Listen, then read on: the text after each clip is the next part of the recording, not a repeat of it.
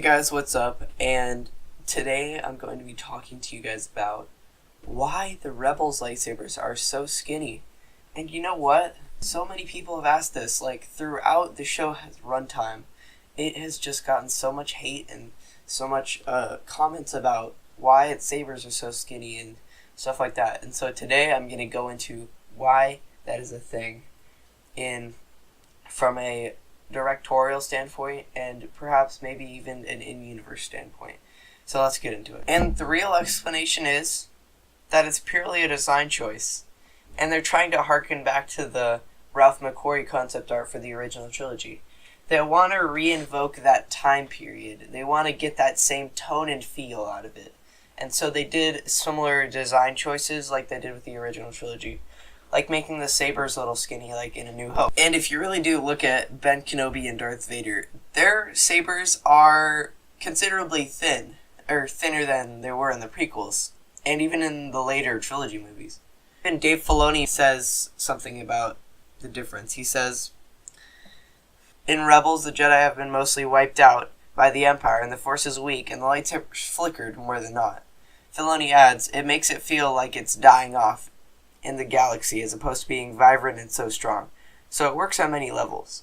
However, the lightsabers used in the prequels and the recent Clone Wars animated series by the likes of Anakin Skywalker and Obi-Wan Kenobi had a strong constant glow and were seemingly more powerful. Like they had it more together back then," Filoni says with a laugh. If you do really look at A New Hope and some of Ralph McQuarrie's early concept art for the lightsabers, they are extremely thin, I would say, comparing to the prequels and the Clone Wars. And that's just mainly what they were going for. I don't think there's a really good, solid canon explanation for why they're so thin in comparison. I think it's purely design choice. I mean, that's the complete reason why. They just wanted to invoke that feeling of A New Hope in the original trilogy, you know, lightsabers flickering, them being so thin, and then that kind of feeling of A New Hope, like that feeling of, I don't know how to put it, like the original trilogy just being so old. It was a pioneer of its time, and so Rebels was trying to bring it back to that kind of feeling. I'm missing the word, but I think you guys understand me. But for canon explanation, it's really hard. I wanted to say something about how maybe the crystals are thinner or something like that. And then I looked at Vader's lightsabers kind of skinny in comparison to Empire Strikes Back and Return of the Jedi.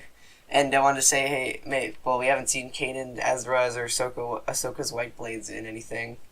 Maybe that's like the case I can make. And then I look at the Kanan comics and we see Kanan's lightsaber in that, and it's actually pretty thick, like the Kanan's lightsaber in the comic. And then I look at like a screenshot from an episode, it's like really thin. So it's really, you can't come up with a canon answer, really. You just have to accept that they made a choice to make the art very different from Clone Wars.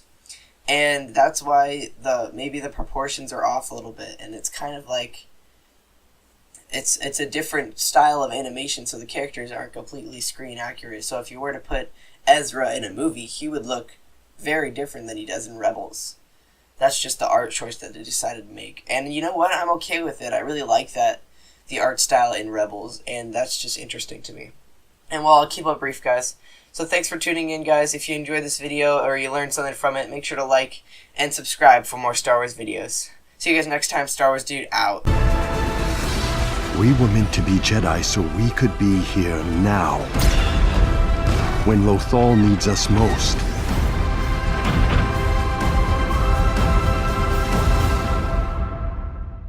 May the Force be with you.